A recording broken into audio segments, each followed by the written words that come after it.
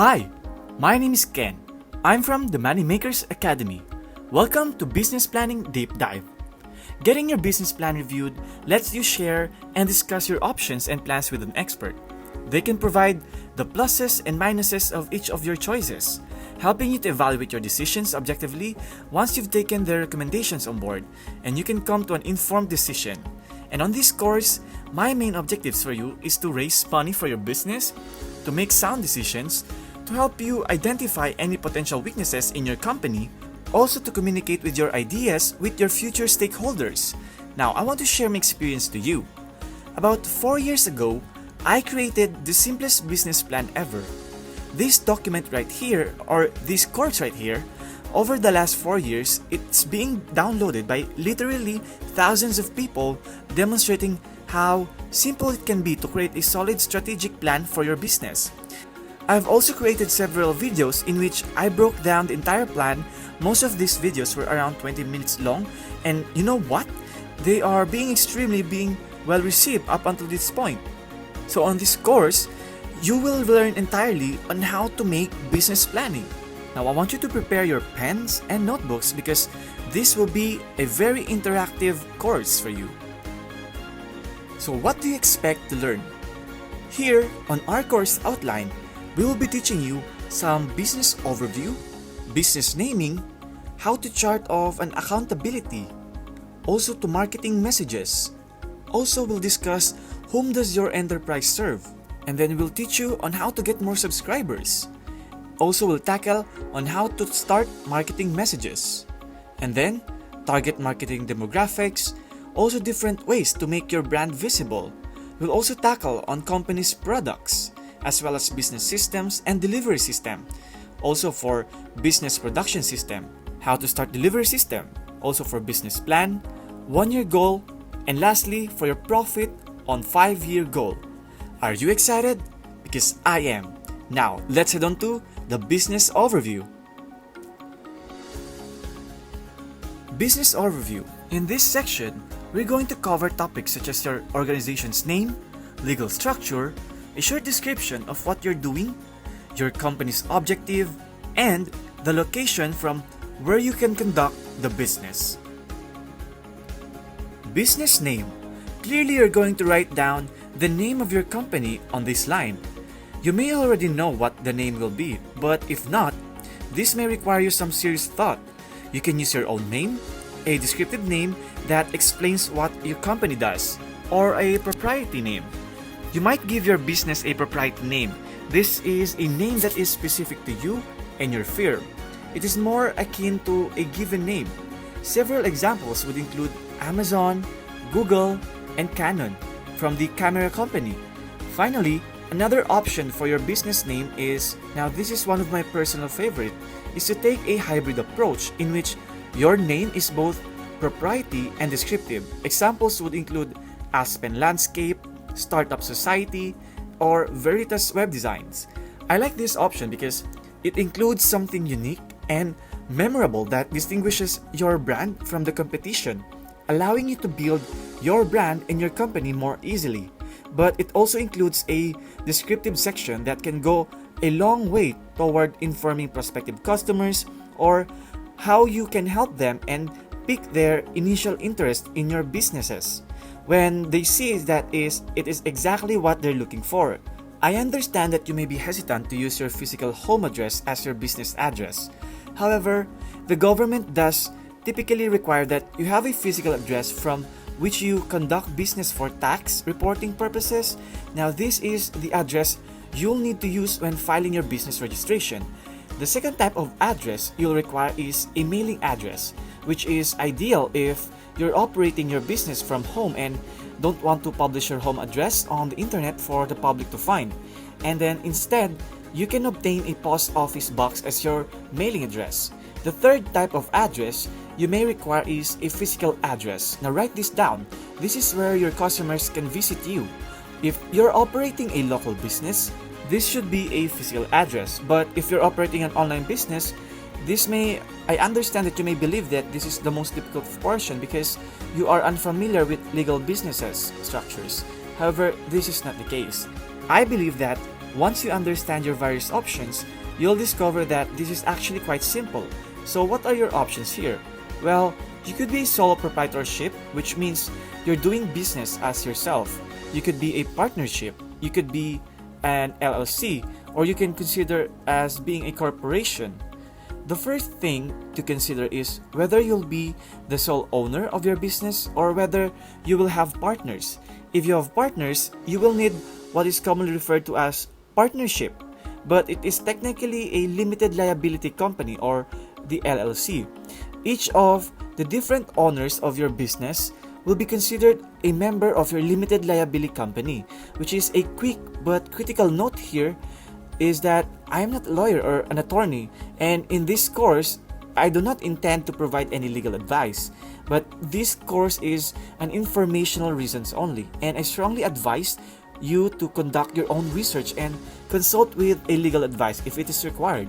If you are self-employed or you have a few distinct possibilities, you can operate your business as a sole proprietorship, which means that if you use your own name, you do not need to register your business as a legal entity. You are your business. However, if you use a name other than your own, such as made-up business name, you will need to register that business name in order to legally conduct business under that name. This enterprise planning, the Startup Society sponsors the Deep Dive series. If you're looking for proven strategies to grow your online business, Startup Society is the place for you. At Startup Society, we provide you with a library of detailed action plans, each with specific action steps that will guide you through the process of growing your online business to the point where it can become your full-time job. Start by making a brief description. In this section, you'll see that the plan is a brief description of what your company does. Now, for some of you, this may seem self-evident and you already know exactly what your company does.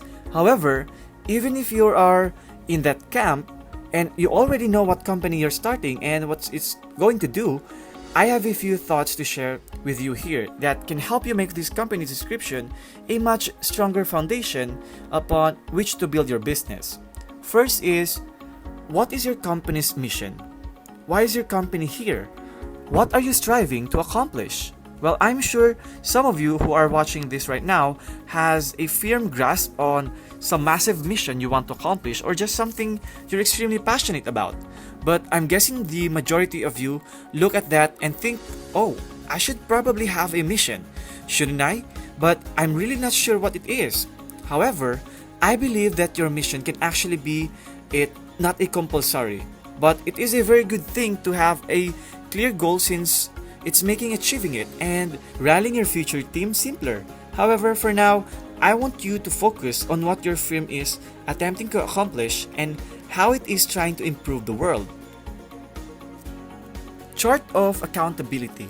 The final item on the first of this business plan is the chart of accountability, which is what you see down below at the bottom. This is exactly a map that describes who is accountable for what and to whom. This chart of accountability will be extremely simple. In fact, you'll probably write your own name in each of these different ideas of responsibility.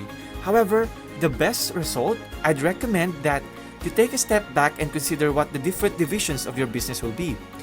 What are the major functions that your business needs to have and perform in order to be a successful business? Probably, you'll need to have a part of your company in each of these areas. The first section of your business plan isn't very long. It's less than one page. However, it will require some of thought, and I understand that you may be tempted to skip it after watching this course and seeing everything that goes into and realizing that you may not already have all the answers. However, answering these questions is critical because if you don't know the answers to these questions, it means that you're still in the early stages of your business. Marketing messages. This is the second part of our deep dive into company planning. This section of the plan covers your marketing messages, so we are going to work on developing some marketing messages that explain what your company does in a really clear and persuasive way so that people want to work with you and would want to buy your products and you can easily turn your business into a success. In this part of the plan, you're going to get a crystal clear on exactly what you're providing to customers, what the true value of that is for them, and what the problem you're solving for them. Answering these questions is critical because it will help you understand how to communicate what your company does and what your product does for your customers in a way that encourages people to purchase the product in order to receive the value, and that explains why they should choose you to assist them in solving their problem. With that said, let's get started in this very part of this section of messaging section of your business plan. What issue does your business resolve for its customers? Almost every business solves a problem for their customers. Their product solves some sort of problem for those customers. If you're a virtual assistant, then, for example, your clients will be and online business owners who are overwhelmed with too much to do. The problem that you're solving for them is that they don't have enough time to do everything on their own. The next question you need to answer is that what results do you create for your customers, or will you create for your customers when you start your business? This goes hand in hand with the problem you're solving because you're solving a problem for them and creating a result by somehow improving their lives. So what exactly is that result? Keep in mind that this is not the product you're selling. The result is that they now have an easy, convenient, healthy breakfast option that they can feel good about. If you're not sure what effect your product has on your customers, consider what their lives will be like before and after your product. Where are they now, and where will they be after using your or owning your product? Try to think beyond the obvious. For example, instead of simply thinking that after they purchase my blender, they'll be able to, how does your company generate the result? What does your customer need to do to obtain the result? What does your company do to generate that result for the customer? Answering this question does not have to be difficult. You simply need to tell it like it is. Keep it simple. Keep it clear. This is the power of this. When people understand your success, they will trust it. Whom does your enterprise serve? By answering the previous questions, you've gained a better understanding of your target customer. You've considered the problem they're facing, the outcome they're seeking, and the means by which you're going to assist them in achieving that outcome.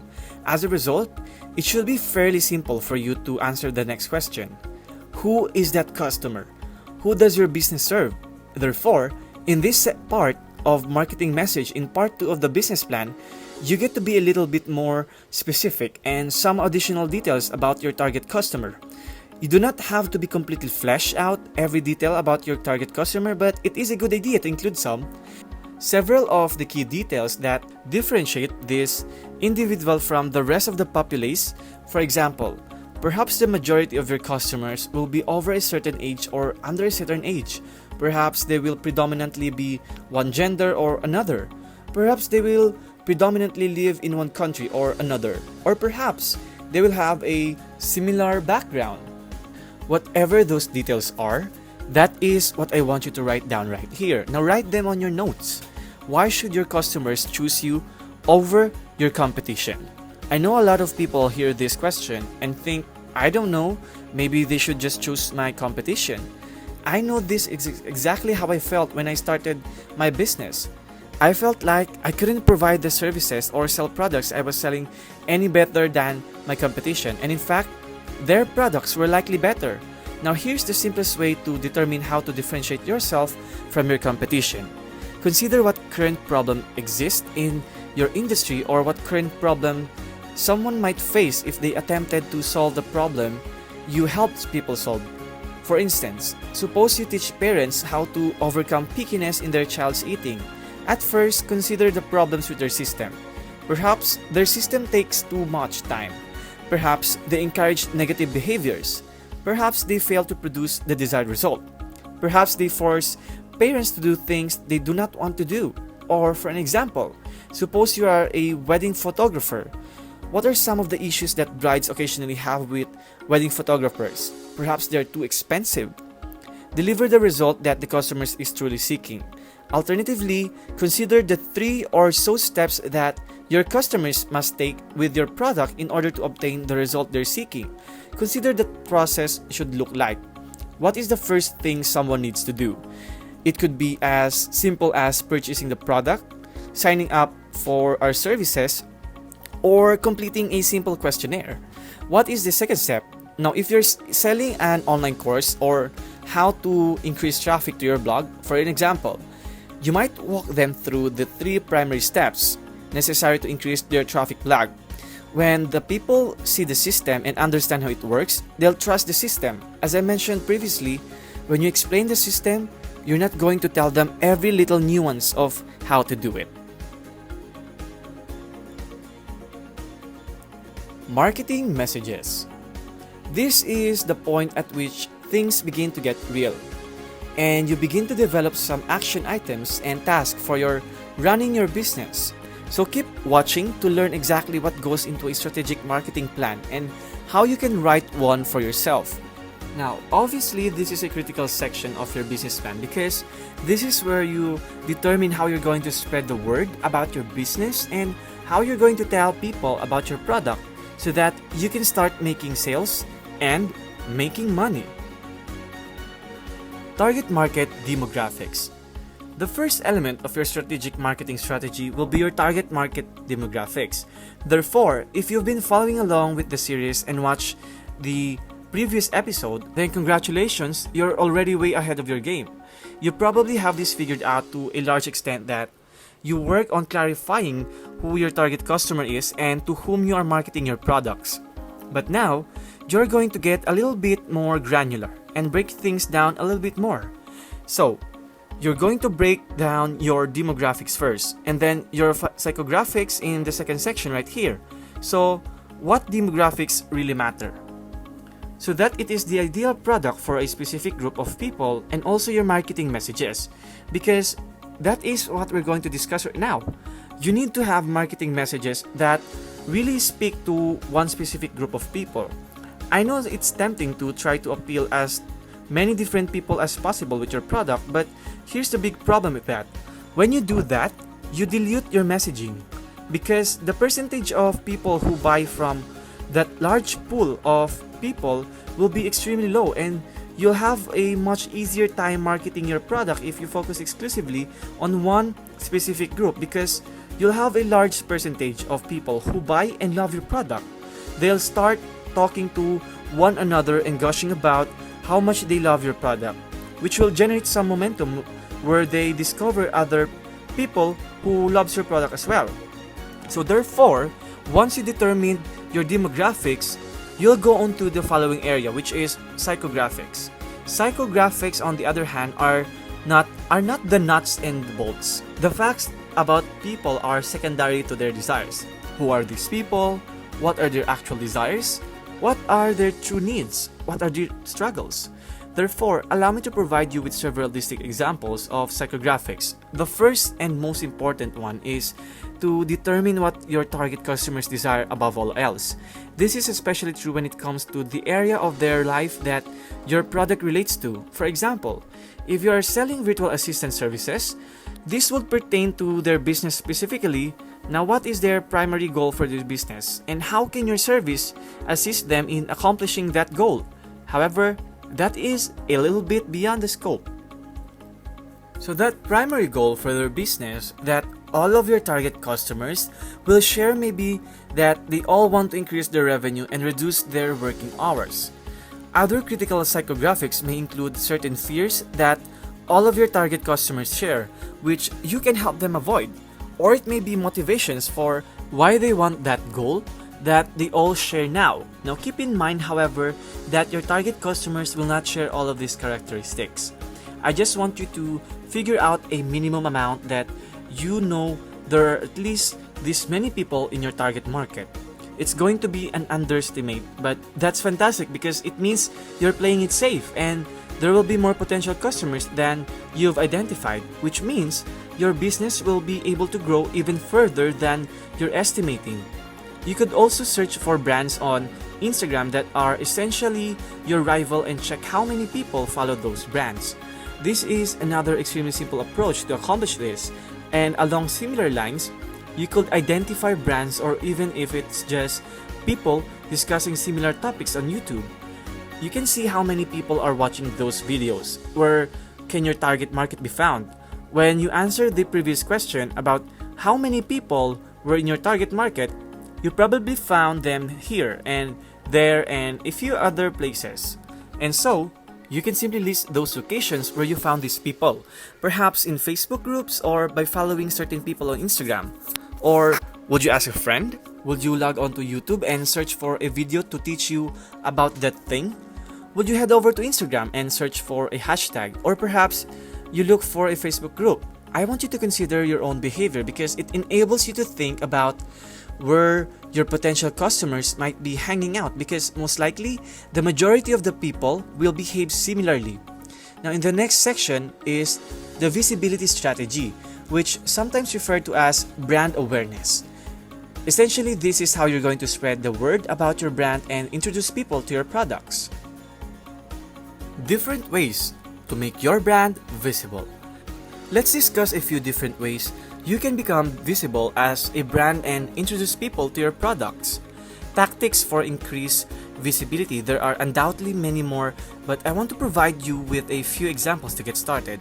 An example would be Google SEO is short for Search Engine Optimization, which means getting your website to rank on Google is one of the most common ways to drive traffic to your website and increase brand visibility. Another great option is paid advertising, which isn't for everyone, especially if you're starting your business on a shoestring budget, but it is a very common one. You can pay for ads on Google, Facebook, or a variety of other places to increase brand visibility and then finagle it. The second to final section of your marketing plan is your lead generation strategy. This is the method you'll employ to convert the traffic and visibility you're producing into leads. You're going to identify specific individuals who are interested in your product and begin communicating with them.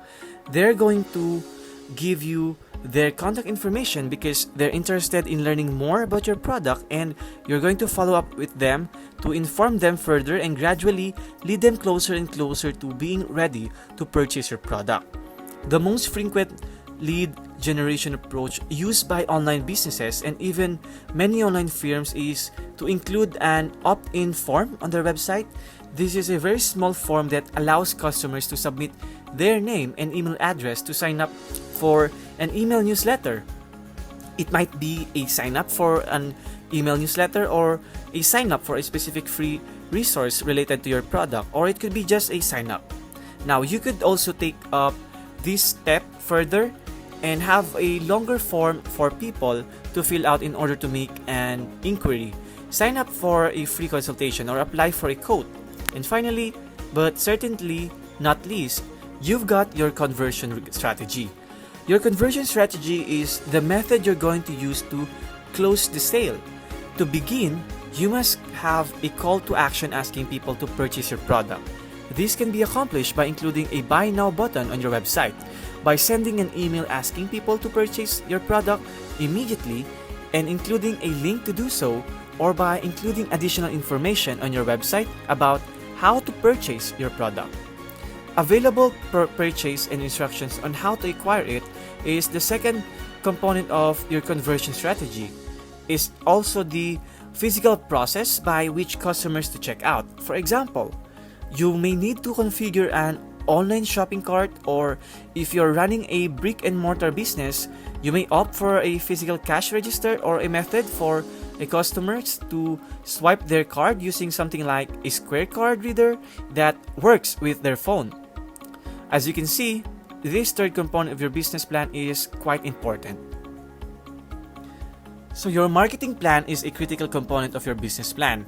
It is critical to transforming your business into a success because without a strategy for informing people about your products, informing them more about your products, assisting them in determining whether or not your products are a good fit for them, and finally, closing that sale, your business will never make any money and will never become a successful business.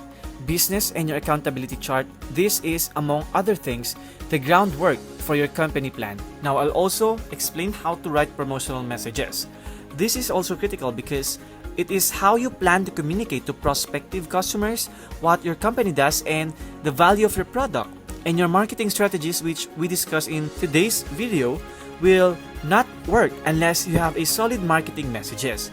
So if you haven't already watched those parts, make sure to revisit the previous episodes of this. Company's products. We're going to look at the fourth section of your business plan. This part of the business plan is entirely dedicated to your company's products. For some of you, this will be the simplest component of the strategy, as it may be something you already extremely passionate about.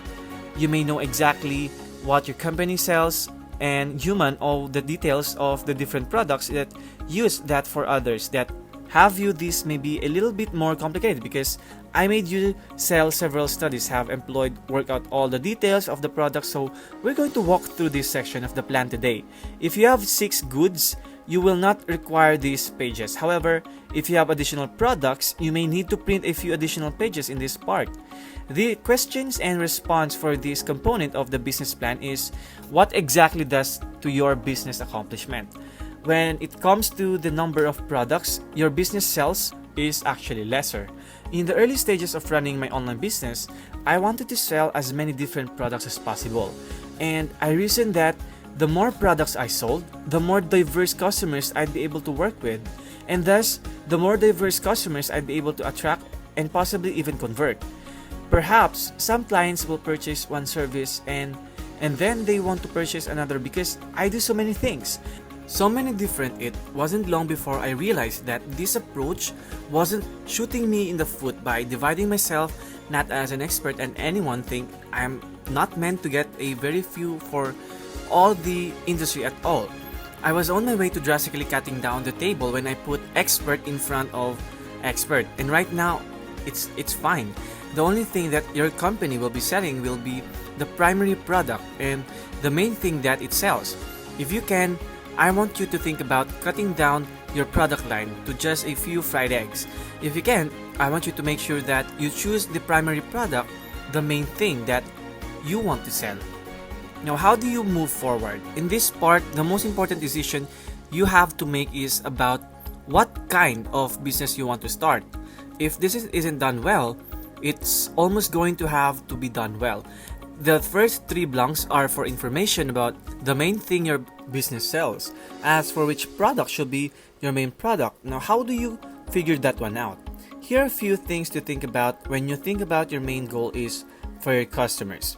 It was in the early stages of my business when I planned to run as many different digital marketing agencies as possible, trying to offer as many different digital marketing services as possible. I made websites, Facebook ads, Google ads, and blog posts, as well as other things.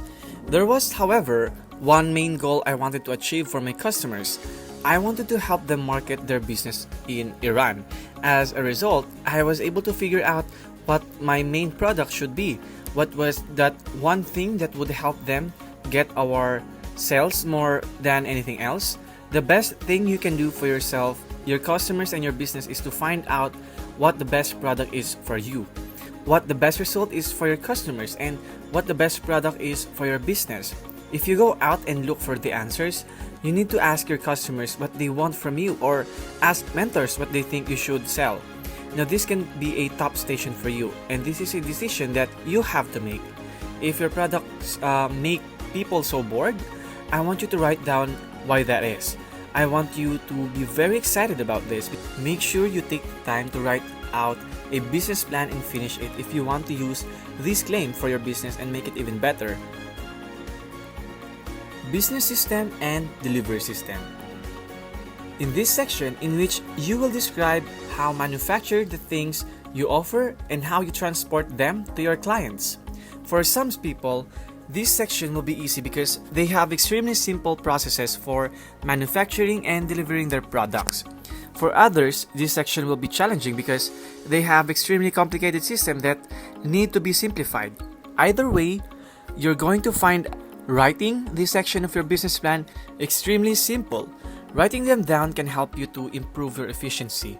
On the other side, ecosystems are far too complicated to document, but the system can assist you in determining how to optimize them to be more efficient, requiring less resources and making running your organizations even easier. Business's production system. Let's begin by focusing on your business production system. As I previously stated, your business's production system is how it generates the things it sells. So let me give you a couple of examples of how a production system might look in a business. Let's start with my own. My business produces online courses and other digital training. And in order to create these products, I first have to decide what products we're going to create. Then, I have to outline the actual content of these lessons. And finally, I typically film these lessons. I may simply speak to the camera or I may create so much more. And then, in its own delivery, which we'll discuss in a few moments, we look at a business with a different model. Let's take a seller on an Etsy who sells beadwear or clothing that they net. Here's what their process might look like. First, they need to decide what products they're going to create. What piece of clothing are they going to meet on fade? Therefore, how does your business production system look and what are you making and how is it created? Do you perform all aspects of the task yourself or do you assign any of the various process to other contractors or workers in your company? To finish the production system of the processes in this portion of the business plan, you must define the many stages necessary to make your product.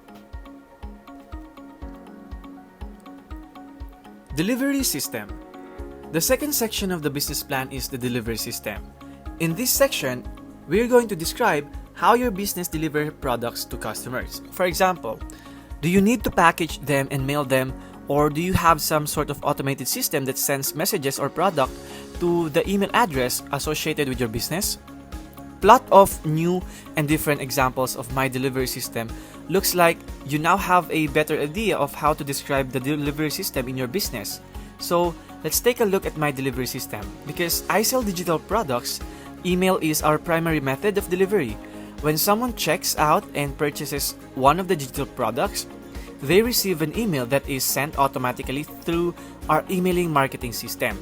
The first option is that they may have this process completely automated. They may ship their jewelry to a fulfillment company that fulfills individual orders for people to purchase on Etsy. However, the majority of smaller Etsy sellers will have a much more manual process in which an order comes in and they receive notifications that there is a new order. They will then package their product into a mailing package and ship it to the customer, produce additional products and distribute them to additional customers, and thus a greater volume of orders coming in. On the other hand, are overly complex, and you may find this fifth section quite tedious. And my question for you right now is, what can you do to symbolize them to make your business easier to run and more efficient? Now, this will also enable you to survive and gain even more customers. Business plan. Is it necessary to make this a goal at all? What use does it serve if clarifying your business objective provides you with a sense of direction to pursue a new objective? You may have heard the expression, if you don't know where you're going, you're unlikely to make it there, which is true in business and in life general. You must understand the direction in which you want to take your business or risk ending up somewhere you don't want to be. Therefore, by setting this aim or goal, even if you do not achieve it, you will be heading in the correct path and you will be consciously creating something that is truly in accordance with what you want in life. Additionally, by setting these goals, you're not only hearing the phrase, shoot for the moon, because even if you miss, you will land among the stars, which is true in business. When you set goals for yourself, even if the goal you set is not yet set because you will be working much harder to reach that lofty goal, naturally, that improbable ambition, I'm all for having realistic goals that you believe you can accomplish. But at the same time, I want you to be a little bit pursuer so that you're pushing yourself and aiming for something truly worthwhile. Now, you are your own boss and have complete control over how hard you want to push yourself and what you want to accomplish, and writing down these goals is the ideal manner and location to do it. One final point before we get into the next part of business planning in selling, and this is critical for those of you haven't earned any money or started your business yet, or who have started your business but haven't earned any money yet. It is extremely impossible to make reliable projections, even for a year or 5 years in the future. Without any data to work with, you'll be utterly obfuscating and your aims will be grounded in reality. So here's what I want you to do instead. Rather than that, I want you to concentrate on making your first 10 sales as rapidly as possible, based on everything else in your company plan. Therefore, set aside 1-year goals and 5-year goals. Simply create your first 10 sales target as quickly as possible. After that, you'll have data. That will enable you to complex the 6 components of the plan and turn them into accurate realities based on the 1-year or 5-year goals that are significantly more relevant and beneficial. 1-year goal. What is your 1-year goal? In this section, we're going to discuss about the revenue, profit goal, sales goal, impact goals, and lastly, development. Revenue. To begin with your 1-year goals, you're going to establish a revenue target. What is revenue? Revenue is the total amount of money that your business earns. In the coming year, how much money would you like to earn in your business? This is different than profit. Revenue is the total amount of money earned. Their rule for establishing revenue targets is the increasing between 1.1 multiplied by increase by the 10% and 1.1 multiplied or increasing by 10% and double. So in other words, you're compared to if you earn $100,000 last year, a sensible objective for this year coming year would be $110,000 up to $200,000 presently. Now, though you may be able to do more or perhaps even the lower end of that goal may appear to you be ambitious or perhaps even lower into that goal or may seem excessively ambitious to you, it all depends on your personality, your situation, your specific business, but I recommend setting a goal somewhere in that range. If you're in a difficult to grow industry or haven't seen much growth in the last few years, you may want to set a more conservative goal. On the other hand, if your business is young and growing rapidly, you may want to set the more aggressive goal. Profit goal. The following year's goal is profit. Profit is what remains after expenses are deducted from revenue. In other words, revenue is what remains after expenses are deducted from revenue. Profit equivalates to revenue minus expenses. Thus, the first question you should answer is how much profit you made last year, and normally, we prefer to conceive of profit in percentage terms.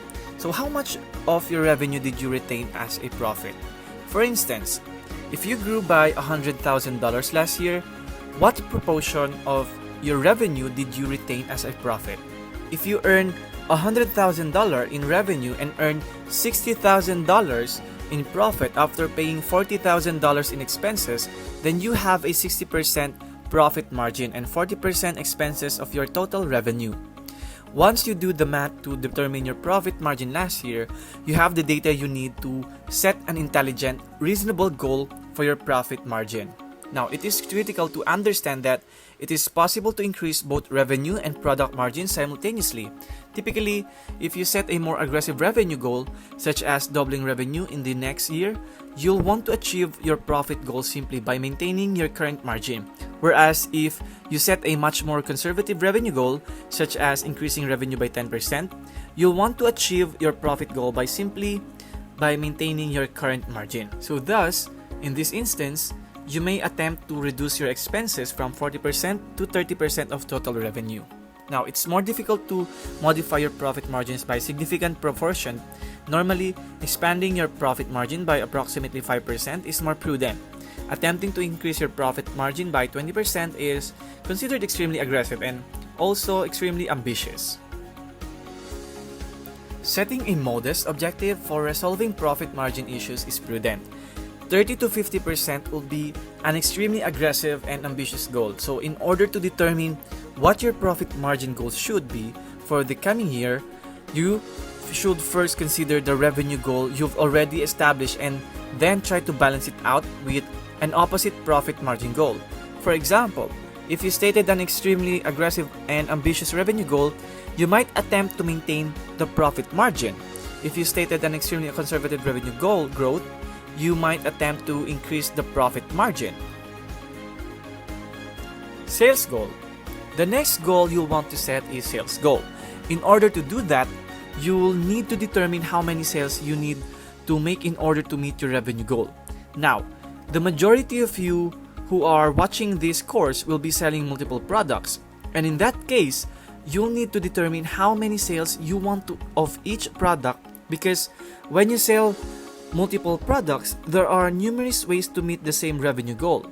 For instance, if you're attempting to earn $5,000, you may sell 5 units of the $1,000 product and 0 units of the $100 product, or you could sell 2 units of the $1,000 product and then 30 units of the $100 product.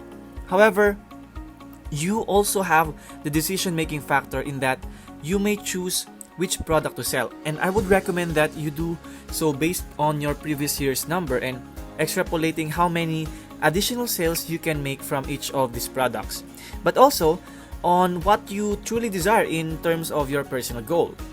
Perhaps some of these products require significantly more time, energy, and attention, while others are much more hands-on. Of course, the decision is entirely up to you, and thus truly comes down to the fact that it is not a decision that can be made by simply looking for an answer somewhere. You must decide what you truly want. Impact goals.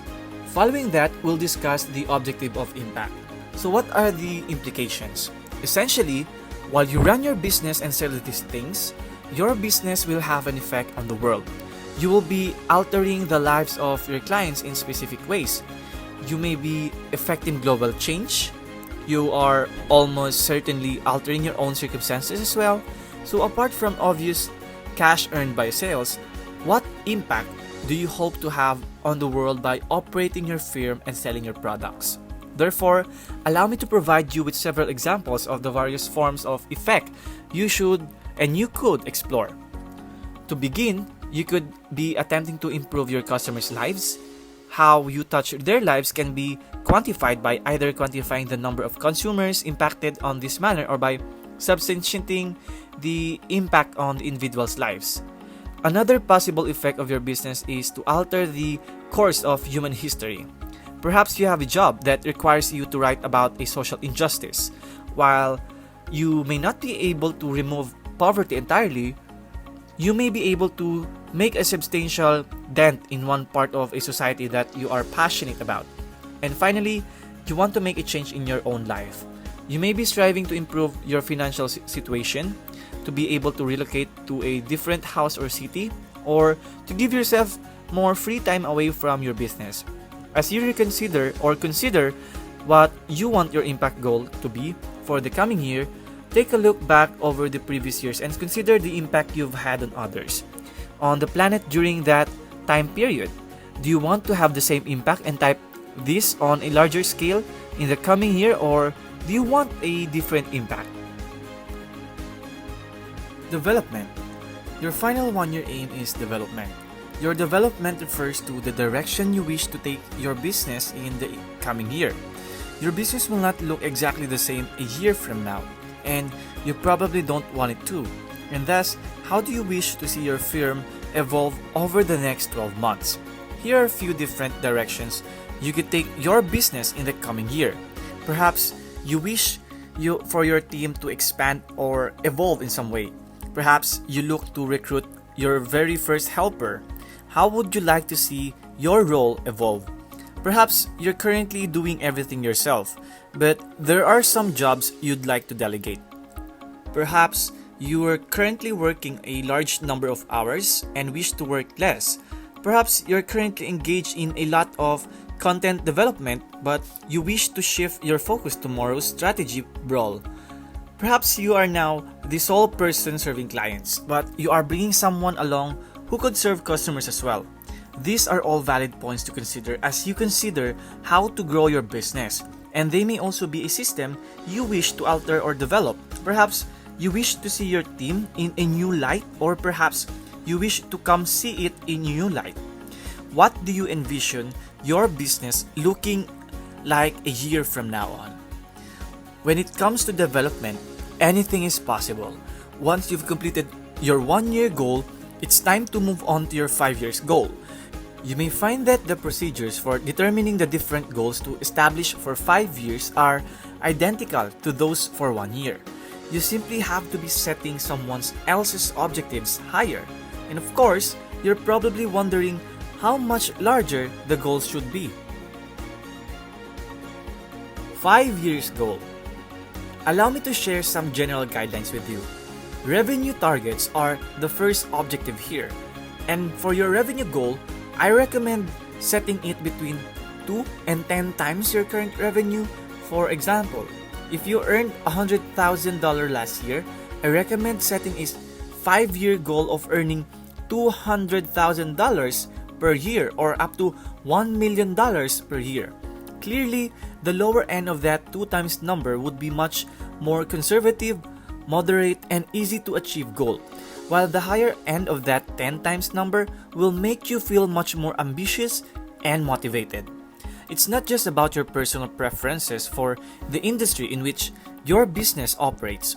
It's also about the business model you use, because some industries have more challenges and require a high level of inventory, which can make it more difficult to grow your revenue year over year than if you're in a low competition industry with a simple business model. Your profit 5 years goal. The next up, profit margins goal. So if you might being more ambitious with your revenue goals, and you might strive just to hold your profit margin stable for the next 5 years. Whereas on the other hand, if you don't expect your revenue on that much, then you could be more ambitious with your profit margin goals. With your profit margin here, I would recommend that you hope to possibly cut your expenses to half, although that is a very ambitious goal. If you are currently spending 60% of your revenue on various expenses, you might be able to cut your expenses down to only 30% at the total revenue. However, it definitely depends on a specific type of a business plan you run. If you are running a business with a very high cost for the products during high expenses, then that might not be possible. That would be the most ambitious goal I would set for the next 5 years. Sales, impact, development. Your 5-year goals. These are the last 3 goals that you're going to set. I'm not going to magnify it by a factor of magnitude. Instead, you're going to be able to think about how it affects your sales targets. For example, you may have split our sales into several smaller units, and over the next year, you may want to reduce it just to a couple. However, over the next 5 years, you may completely alter how your sales are generated and which 2 products generate revenue. Therefore, the sky is the limit here, and you cannot plan for anything to change over the next 5 years. Identical to the terms impact and development, perhaps you are currently having an impact on the world through taxation in one way, but wish to have an impact on the world in a completely different way 5 years from now. Or perhaps you wish to have an impact on the world through taxation in the same way, but on a larger scale of your magnitude. And finally, for development, there are several strategies to radically transform your business. Over the next 5 years, more than anything, I want to encourage you to think outside the box and not be constrained by anything. Feel free to set wild, crazy goals that you don't even think are possible, because if you achieve them, you will affect far more changes in your company, create far more results, and have far greater impact on the world than you could do much more conservatively. And that sums up our course on Business Planning Deep Dive. I hope you learned a lot of things about business planning, and I hope to hear from you 5 years from now or even a year from now. If you have any further clarifications or questions, feel free to message me on Skype, on my email, or on my phone number. Once again, thank you for listening.